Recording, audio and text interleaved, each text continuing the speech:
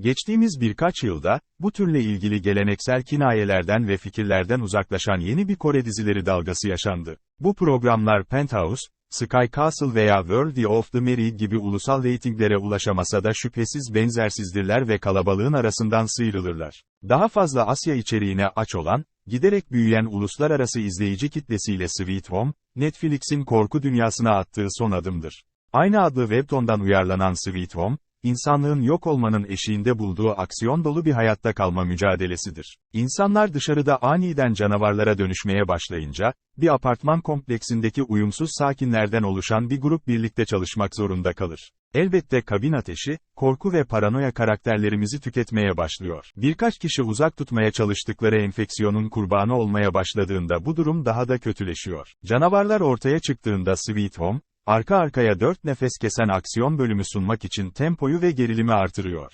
Aslında durup takip ettiğimiz karakterler hakkında daha fazla şey öğrendiğimiz gösterinin yarısına kadar değil. Bu, meşhur derin bir nefes görevi görüyor ve ikinci sezon için kapıyı ardına kadar açık bırakan heyecan verici bir finale doğru ilerliyor. Bu çatışmanın merkezinde, vahşi, kana bulanmış yolculuğa tutunan bir dizi yardımcı karakterin yanı sıra birkaç önemli oyuncu var. Buradaki ana odak noktası münzevi ve intihara meyilli Hun So'dur ancak ona karanlık Sang-wook, müzisyen Ji-soo, itfaiyeci Ji Kyung ve dindar Kore dili öğretmeni Ja-hun da eşlik eder. Yine de burada çok daha fazla karakter var ve ne yazık ki bu büyük topluluk dizinin en büyük hatalarından biri. Kaç karakterin ekran süresi için güreştiği göz önüne alındığında, Sweet Home'un eşit miktarda karakterizasyon ve büyüme dağıtmak için çok az zamanı var ve karakterleri daha fazla detaylandırmak için yolun ortasında frene basmak zorunda kalıyor. Bir bakıma bu, amansız aksiyondan sonra nefesinizi toparlamanıza olanak tanıyor ama aynı zamanda tüm bu karakterlerin kim olduğunu ve neye tutunmak için mücadele ettiklerini anlamak için çok daha önce gelmiş olması gereken bir şeymiş gibi geliyor. Aslında bu biraz aceleye getirilmiş tempo,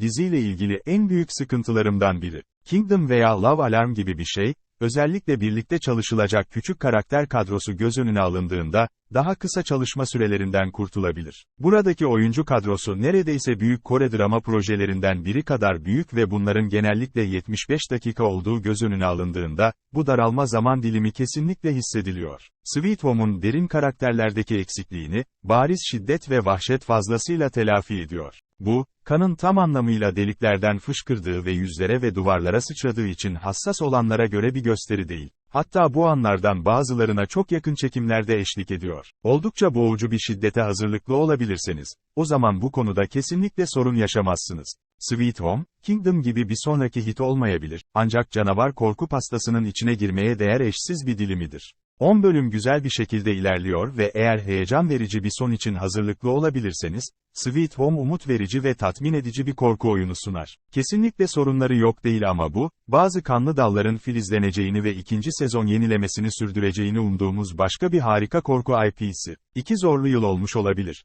Ancak Sweet Home sezon 2'nin Aralık 2023'te gelmesiyle bekleyiş nihayet sona erdi. Netflix K-draması 2020'de devraldı ve Alice in Borderland ile birlikte yeni bir distopik fandom türü yarattı. Sweet Home 2, Song Kang, Go Min-si ve Lee Si-young'dan Park Ye-young, Lee Do-hun ve Go Yoon-jang'a kadar tüm Green Home favorilerimizin geri dönmesiyle bu ivmeyi sürdürüyor. Ayrıca Bamseo maskerinden sağ kurtulan Yoo Sung, Oh Jang-se, Kim Mu-yeol ve Jang Jin-young gibi başarılı bir şekilde dikkatimizi çeken bazı yeni yüzleri de tanıtıyor. K-drama, ordunun Yeşil Ev'den sağ kurtulanları bir barınakta toplamasıyla kaldığı yerden devam ederken, hükümet de Bamseom'da özel enfeksiyonlu kişiler üzerinde deneyler yaparak aşı arıyor. Bu sırada Sang-wook, Hun-su'nun kamyonunu kaçırır ve onun için özel bir planı vardır. Sweet Home sezon 2, ilk yarının hemen sonrasına odaklandığı ve hala bir miktar normallik hissi olduğu için 2 bölüme ayrılıyor. Bamseom fiyaskosunun ardından ikinci yarı, bir yıl sonra hayatta kalanların hepsinin yakınlardaki bir stadyuma taşınmasıyla gerçekleşir ve sorunlarıyla birlikte yeni karakterler de tanıtılır. Hikaye, ana olay örgüsünün ilerlemesini sağlayan çeşitli çatışmalar ve sorular oluşturduğundan yavaş bir hızda gelişiyor. Ana topluluğun bir parçası olması gereken bazı karakterlerin bir seferde bölümler için ortadan kaybolması nedeniyle sinir bozucu olabilen dengesiz bir ekran süresi dağılımı var. 7. bölüm, sondan bir önceki bölüm muhtemelen sadece sezonun değil tüm dizinin en iyi ve en güçlü bölümüdür çünkü tüm farklı alt konuları birbirine bağlar ve karakterlerin aynı yöne gitmeseler bile ilerlemesini sağlar. Düşen tempoya rağmen Sweet Home sezon 2 hala eğlenceli ve heyecan verici, kan ve adrenalin dolu aksiyon sahneleriyle dolu.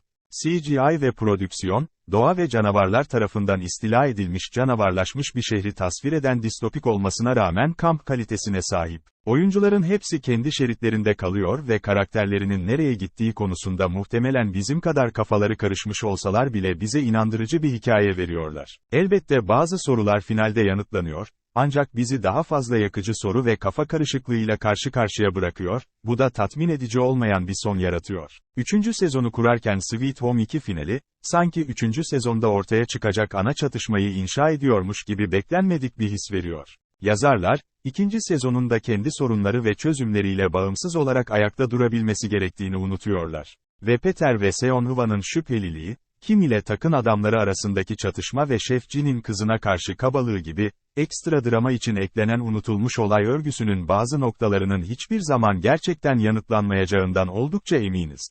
3. sezonu da bir arada izleyecek olan gelecekteki hayranlar için tek teselli, Sweet Home 2. sezonun bir heyecan değil, 2 sezon arasında bir geçiş olarak görülmesi ve 3. sezonun vereceği cevaplar için bizi ıstırap içinde bırakmasıdır. Sanırım ana hikayenin başarılı olduğu yer burası çünkü izleyicileri hala bağlıyor ve meşgul ediyor.